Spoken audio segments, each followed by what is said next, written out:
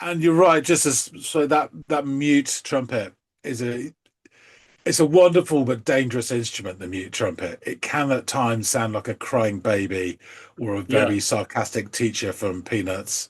Um, but when handled well, it's wonderfully evocative. You know, when you get the tone just right, it's amazing. But Yeah. there's a fine line between it Yeah, you got to becoming walk a comedic tightrope. or irritating. Yeah. Yeah.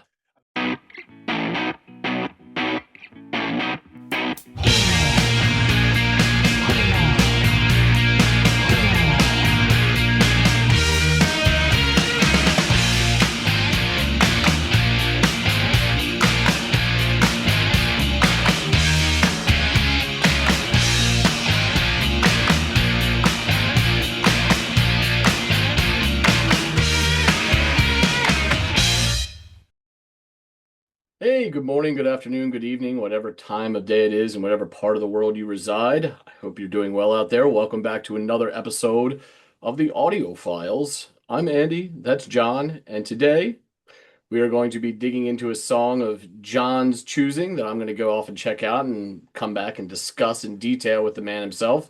John, what have you have in store today, my friend? Okay, so going back to an artiste, which we have previously um, knocked on his door twice before, and that is Mr. Tom Waits.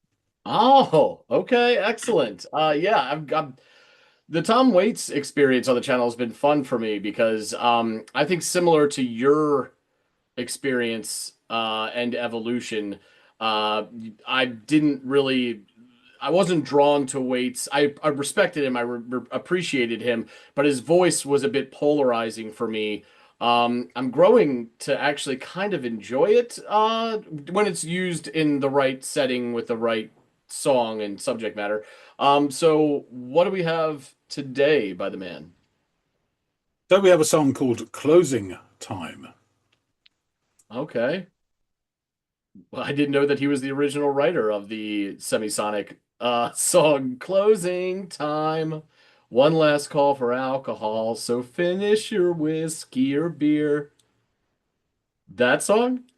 Yeah, I didn't think so. I didn't think so. I couldn't imagine Well, Wade singing The that pop song. sentiments are the sentiments are the same. You know, obviously it's clearly to do with an alcoholic establishment Okay. shutting its doors. Yeah, because that's Yeah, what it's all all right. about. That's what the name invokes. So yeah, that makes sense. All right. Well, I will go off, give this thing a go, and come back and let you know what I think.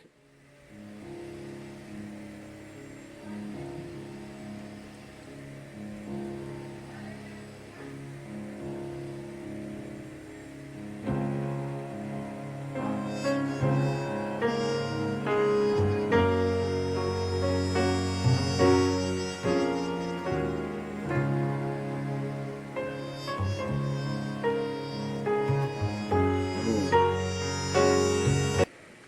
I'm already in love. Oh my God, this sounds so. It sounds undeniably sad, but so fucking beautiful in that sorrow, in this woeful sound. There is beauty abound. Um,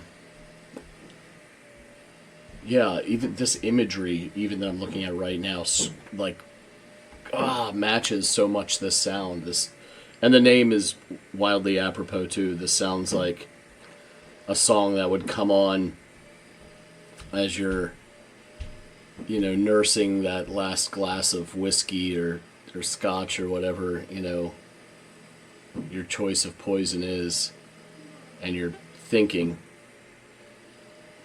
probably with some amount of regret or,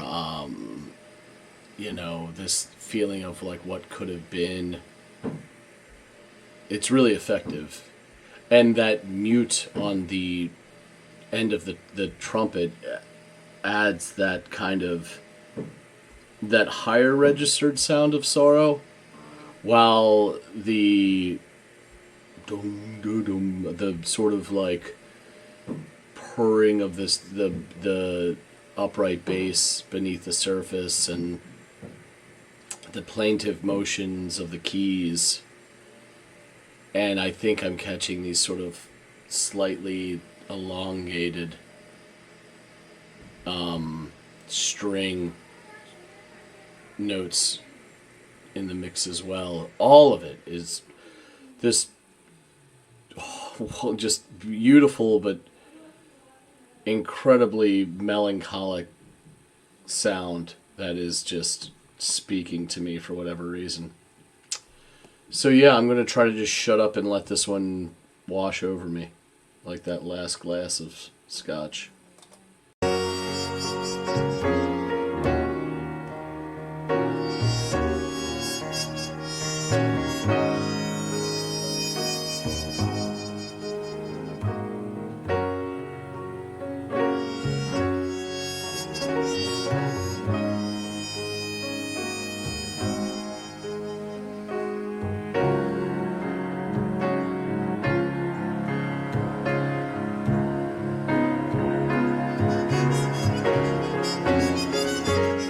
Oh,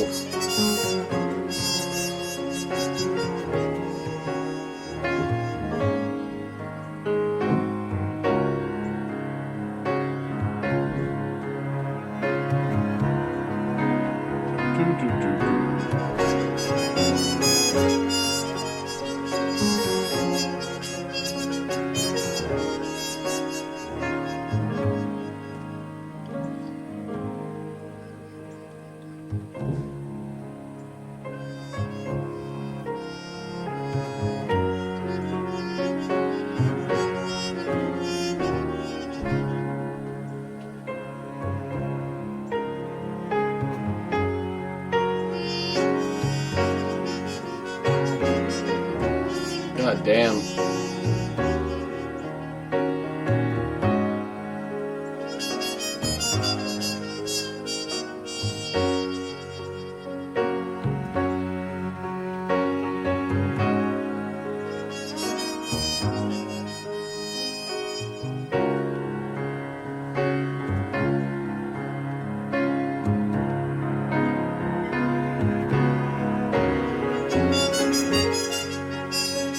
Mm.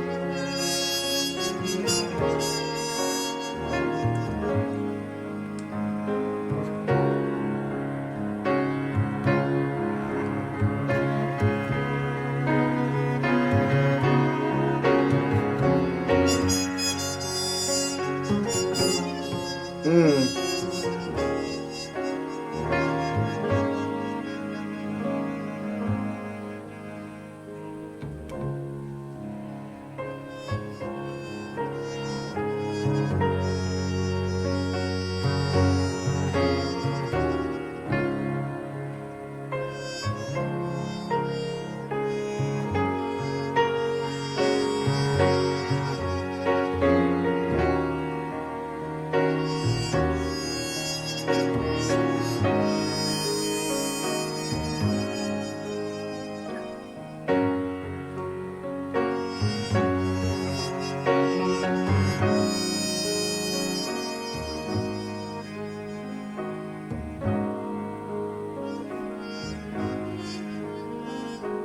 This is fucking beautiful.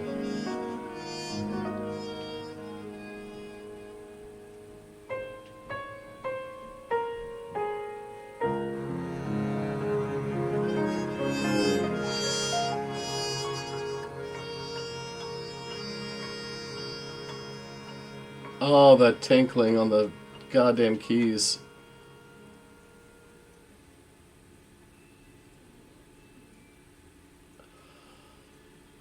I wish this song was longer.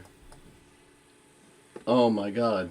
Yeah, the twinkling on the tinkling on the keys there at the end was so goddamn sad and almost like lonely sounding, like a singular tear forming in the corner of your eye, or the last,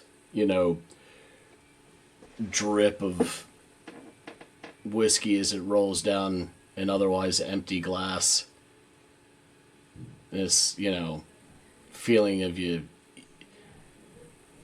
gotta you gotta go. You can't stay where you are. It's closing time. You gotta move on.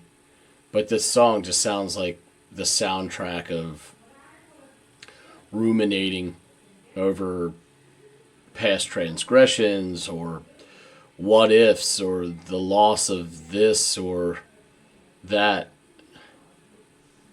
It's so, if you throw out the term closing time, then you ask someone to write a song that conveys that sound. You couldn't get any better than this. This sounds like, and closing time can mean so much more than just the last drink at a bar or before you have to skedaddle. It it can mean finality. This this idea that something stops. It doesn't matter what's starting on the other side. The thing that you're in right now is coming to an end. And this song, God, it just screams of that. As it played, I could almost smell scotch and cigar smoke. It just has that kind of cognitive effect where it starts to stimulate other senses outside of just the visual of looking at this and the audio of listening to it, where I'm smelling things and feeling things that otherwise aren't there. You know what I mean? It's a really powerful thing music is, and this song has that for me anyway. Yeah, this is a beautiful fucking song, man. It didn't hurt that Tom didn't sing on it either. No, I'm just joking. I've actually come to really enjoy the character in his voice, if I'm being 100% honest with you. But I love how all he had to do is deliver that line at the beginning. Like, all right, let's have one for posterity or whatever it was. And then which is a great line, that you could say as you're ordering what you know to be your last drink of the night, but also it could mean more than that, right? And this song is that little line, as fleeting as it is kind of the same rule that applies to that one line applies to this entire song, where like at face value it's this, but it could mean so much more. Yeah, I really enjoyed this. This is a great hit with me. I can't wait to learn more. In order to do that, I'm going to have to get back to John. So let's do just that. Gina Lola Brigida, she's back. So you've had a delving into the old Closing Time by Mr. Waits. What be your findings? Well, imagine my chagrin when I realized that I wasn't going to be, enjoying the dulcet tones of a one Tom Waits. This was an instrumental, actually, save for that opening line that we get at the very beginning of the track. So upon pressing play, I get this very intimate feeling of being right there in the room with Tom, as you can like hear what sounds like him shifting in his seat as he leans into the mic to say, "Okay, let's do one for posterity," which instantly sounds like something someone would say right before ordering their last drink at a closing time within a bar or tavern, pub, whatever you want to call it. So I thought that was charming, interesting, and again, as if you had this sort of fly on the wall vantage point of what was about to unfold. Um, and then he smoothly, starts tickling the ivories. Immediately, I'm hit with the lulling nature of this light jazz sound that has more than just a hint of sorrow, regret, or lamentation. But whatever it is, it's rich with this reflective nature, almost echoing the same sentiment one might, extrapolate from that fleeting line Waits delivers just before the song starts. The double bass kind of purrs beneath his keystrokes as the trumpet delivers these woeful but beautiful notes that are more than just a little bit affected by the presence of what sounds like a metal mute placed at the end of the horn. It's bright, but it's a piercing sound. I also catch the sustained and stretched out notes of a violin or a viola or a combination thereof, as well. in the mix that only adds more to the gravity and emotional heft of the track. Um, I should add that his piano work provides that same sort of plaintive sound as well, and all of this combined really does underscore the sad beauty of this track. This sounds like a song you would sip whiskey to as you ruminate over past transgressions and possible regrets or what ifs.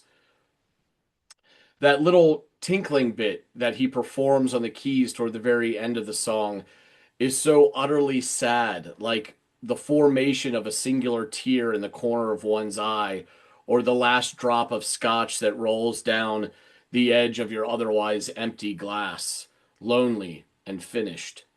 It was unexpectedly moving, this track was. I thought it was beautiful in its melancholy. So yeah, an incredible piece of music it was, and it was so aptly named too because it definitely puts you in. Like I could almost smell scotch and cigar smoke as I was listening to this. It almost had that ability to trigger in its listener senses beyond audio and visuals, which is, obviously what was presented to me, but there's this extra feeling you get when you listen to a track like this that conjures all of these thoughts and tickles senses. So yeah, man, man, I don't want to say musically, perhaps it was my favorite of the Wait songs you gave me. There was too much other really interesting narrative stuff in the others for me just to blanketly say that this song is my favorite, but it was definitely without a single lyric save for that, you know, seemingly throwaway yet still profound line that he opens with. There's nothing to extrapolate from a literary standpoint, and yet it's still painted an incredibly vivid picture just by a title and a sound. So that's got to count for something and be powerful, you know what I mean? So I loved this track. Thank you very much. Um, yeah, it's a great one, isn't it? There's a couple of reasons why I gave you this. This is really early. This is his first album. Okay. Um, and it shows the skill this guy has. I mean, you took through his first sort of the island years, etc. This sort of bluesy jazz thing he experiments with and goes through, and then he gets to the early '80s and sawfish trombones, etc., and then goes off and red rocks into this wild avenue. And it's a bit like people. I equate it to something like Picasso, greatest artist of the 20th century, in my opinion. People look at his Cubist period and they don't get it. Um, and then later on, when he's doing his chalks as well, it's childlike, and then people scoff at it. But if you look back to prior to that, to like his blue period or whatever, when he first came to Paris, um, his painting is sublime, and he could do all the stuff that people would like on a postcard or on a tea towel. He then chose to do other stuff, which is a lot more interesting. And something like Guernica, which is one of the greatest paintings I've ever seen. Um, and again, it's like that with Waits. He could do all this stuff, but he then chose to go down a certain artistic path of exploration. Um, and I get it that people may not like some of his later stuff, but I mean, really, really, he's pushing the limits and exploring, which has got to be praised. The other thing about this is that, by all accounts, he was 23 when he wrote this piece of Mm, music, which is just, it yeah. shows this incredible sort of maturity because it has this sentimental quality without being schmaltzy. I liken this in a way, it sounds silly, but it's kind of like very similar in the way what it evokes in me to a TV theme tune, which would be Hill Street Blues by Mike Post, as I think Mm. is another fantastic track. And it has that same sort of emotional impact without a single lyric, and it's just fantastic. And to a certain extent, Taxi as well. I always love that tune as Mm. well. But anyway, I digress. So more about it. So this is the said album. It's the title track, and it's the closing track as well. Of course, it is. Uh, The end of the day. So how could it not be? um, This was released in March 1973, and it was produced by Jerry Yester, a former member of the Loving Spoonful. Mm, And the album falls under the categories of folk, jazz, and blues, as you'd be not surprised to hear. So Waits, sorry, just to say, we've done 2 episodes of Tom Waits. We've talked more about his old career and stuff like that. Shore Leave and Blue Valentine, put together in a playlist with this one as well. Link below. Go and check them out. I'm just going to concentrate on this period here.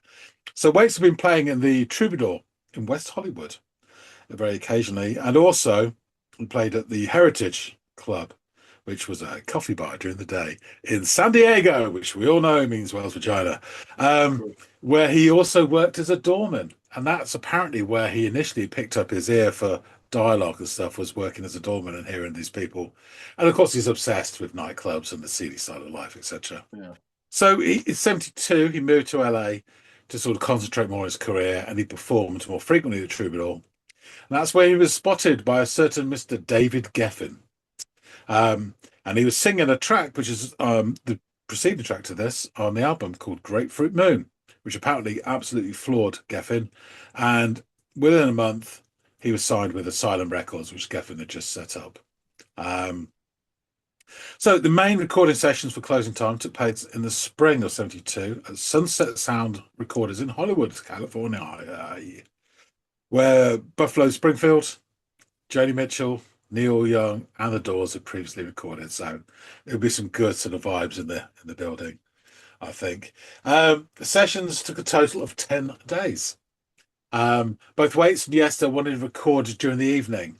Of course you would, given the content of his songs, but there were no slots available, so it was recorded through morning and afternoon from 10 to 5 every day. So like punching a clock. So it must be hard to get into that sort of smoky room vibe when it's like 11 o'clock in the morning. Right. But, he did it. The sessions concluded with a total of 9 songs completed. Although they were unsatisfied with the number of songs, so they had a second recording session was arranged the following week in United Western Recorders, and the final session began the following Sunday. So it was a very short period of time. The musicians involved: Tom Waits, vocals, piano, guitar, harmonium, harpsichord, and celeste; Delbert Bennett, trumpet; Shep Cook, guitar; Peter Clems, guitar and pedal steel guitar; Bill Plummer, double bass; John Saiter, drums; and guest musicians was Arnie Eggleston, bass guitar on Closing Time, and Tony Terran, trumpet solo, Closing Time. And you're right, so that mute trumpet is it's a wonderful but dangerous instrument, the mute trumpet. It can at times sound like a crying baby or a Yeah. very sarcastic teacher from Peanuts. Um, but when handled well, it's wonderfully evocative. When you get the tone just right, it's amazing. But Yeah. there's a fine line between it Yeah. You got to becoming walk a comedic tightrope. or irritating. Yeah, Yeah. and they did a Without great question, job with this. you're right. You're right. And you usually I do find that to be more often than not abrasive in sound. Here it sounded like you're in the whole setting is sad, but there's that one person who's particularly affected by whatever the set, like you're at a funeral and the widow starts breaking out into, tears, like loud audible tears. That's sort of what you have. Everything around it is subdued and sad, and then there's that one person who's just wildly affected by whatever transpired, and that is what the trumpet in this song kind of reminded me of. Yeah, I will say you touched on it when you were reacting. I used to work. I mean, I was brought up in a town which was heavily pub orientated, and I was down the pub pretty much every night from the age of 14, 13, 14.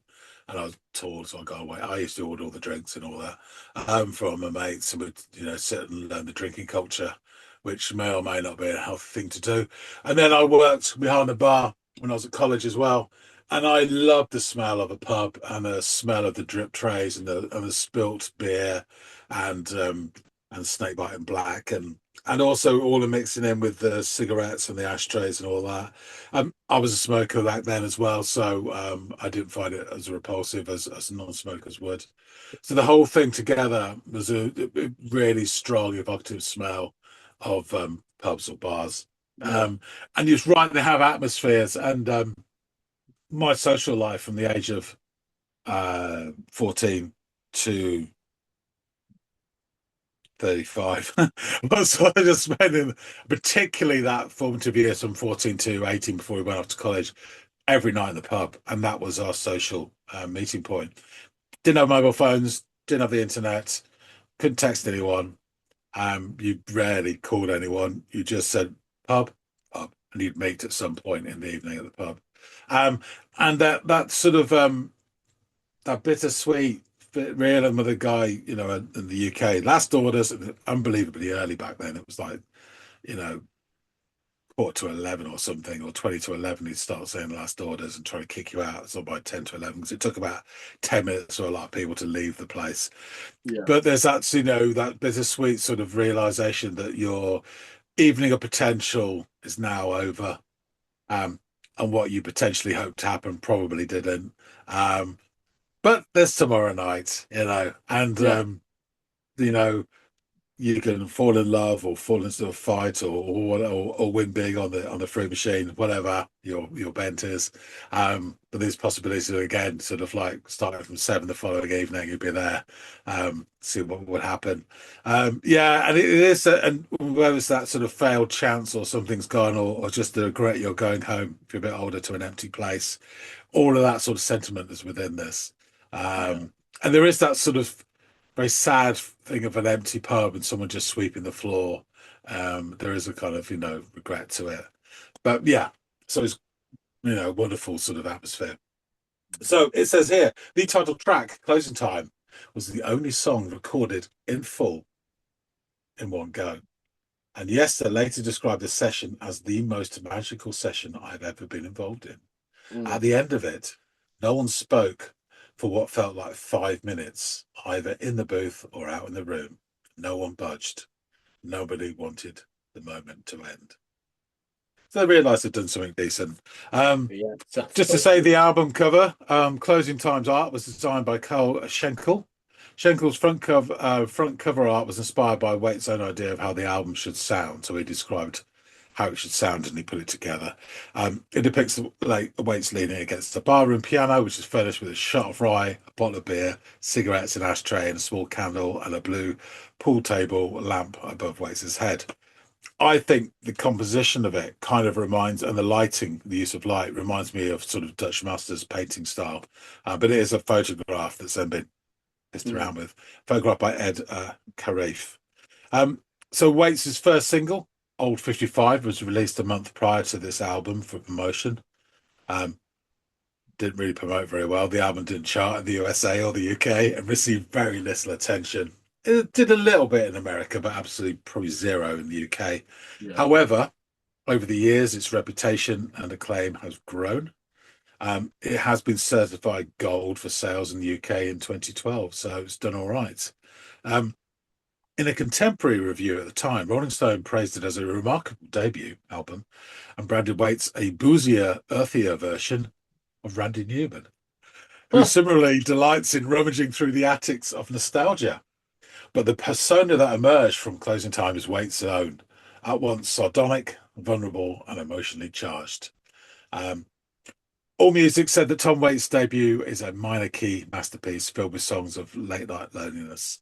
Closing Time quietly announces the arrival of a talented songwriter whose self consciousness, wry barroom humour, and solitary melancholy made him stand out from virtually all of his peers and difficult to pigeonhole. And Pitchfork said when he started performing, he was a folkie by necessity. He couldn't afford a band, and coffee houses were the only venues that would offer him a stage. Kind of makes sense. Yeah. So many of the songs from his debut Closing Time album were written when Waits was making the rounds in San Diego. Like Old 55, an ode to the car that carries him away from his girlfriend's bed on an early morning. It's the only song with any daylight in this otherwise night owl collection that's set in bars and walk-ups and incorporating language he heard eavesdropping while working at the door at Heritage, a folk club on San Diego's Mission Beach. These are some of Waits's most composed songs, the ones that hew closest to popular forms and structures. That's not a criticism. This is just one melodic, highly structured mode that made these songs coverable by folk singers and shitty country rock bands. Um, Closing Time did actually reach a wider audience over time through cover versions, which were done by more successful artists and have since continued to be covered. So this came out in 73. Later in 73, Tim Buckley released the album Sophronia with a cover of the song Martha, which is the first ever cover of a Wait song by a known artist. Hmm. Old 55 was recorded by the Eagles for their album On the Border the next year in 74. Martha was then again covered in 1979 by Bette Midler on Saturday Night Live and by Meatloaf on Welcome to the Neighborhood in 1995. Rosie was recorded by the Beat Farmers for their album The Pursuit of Happiness in 1987. And The Ice Cream Man was covered in 1991 by Screaming Jay Hawkins for Black Music for White People. And Lonely was covered by Bat for Lashes on the deluxe edition of her album Two Sons in 2009. And covers of I Hope That I Don't Fall in Love with You, which is a wonderful song actually set from the perspective of Waits sitting on a bar stool. And he never moves from that bar stool. And he goes through the potential romance with a woman sitting on the other bar stool, which he actually never talks to. And then it ends and goes off, and it never really happened. It's a Hmm. great, lovely little sentimental song. And that was the covers of that have been done by 10,000 Maniacs, Mark Cohen, and Hootie and the Blowfish. So yeah, and there's a lot more. There's an album of Bill Waits' covers called Step Right Up, which is really cool. It's got a great version of a song by Violent Femmes, Oh, and also Pete Sh- Pete Shelley, I think, does a really good one. I'm sure it's Pete Shelley, and the Wedding Present do a really good one as well. But yeah, so a rich catalogue, and this is right at the beginning. So I thought it's worth giving you. It doesn't do that many instrumentals, so I thought it was quite nice. But this was a really structured, interesting sort of sentimental, but atmospheric instrumental, which I thought would be interesting for you to listen to. I think, yeah, excellent judgment. I think this is as far as instrumentals go, this is right up there with the some of the best that kind of uh without any language involved really at all except the language of music conveys such a clear picture, especially what its title conveys. Like it just sonically, it puts me in exactly a closing, like at a pub at a closing time or a bar at a closing time, and it's just incredibly evocative and illustrative in its sound. That it doesn't need words. It's you just need to listen to this and you are there. Yeah, it's really well pitched, isn't it? In the way he's done Yeah. it, it's just hit the spot. Cool. All right, I shall wrap things up. Thanks for listening to this, Andy. Thank you, Um, John. Folks out there, please tell us what you think. Do hit the like button if you like this, and drop some comments. We'd love to hear what you think of this track, this album. It's not his best album, but it's a really good one. And it's Mm. worth a listen to every now and then. I think he's finding his feet for the first three or so albums, and then really hits his stride after that, I believe. But I'd love to hear what you think as well. So yeah, please drop some comments in there. Anything you want to say about this track, this album, Tom Waits, um, Price of Milk, whatever you want. And also, if you haven't subscribed already, please do. If you particularly like Tom Waits and that's what's drawn you here, we will be covering more, obviously. We do this with a few bands where we sort of delve into them a little bit periodically, and Mr. Waits will be one of them, and there's plenty more to go at. It won't all sound as sentimental as this, though. Warning. Um, that being said, thanks again so much for watching, and we'll see all of you in the next episode of The Audiophiles. See you later, guys.